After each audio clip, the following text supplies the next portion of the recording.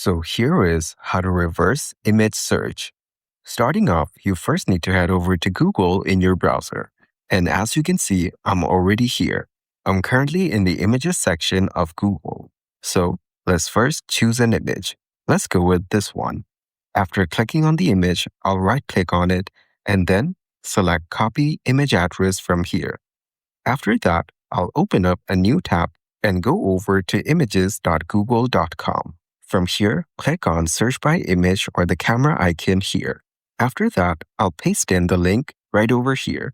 You can also drag and drop or upload any file from your device. And as you can see, after searching for it, I will get all the relevant results based on the image.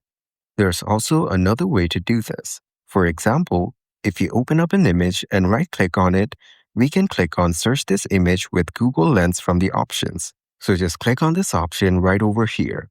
You will then get all the relevant results based on this image on the right panel, just like this. And that's it. That is exactly how to reverse image search.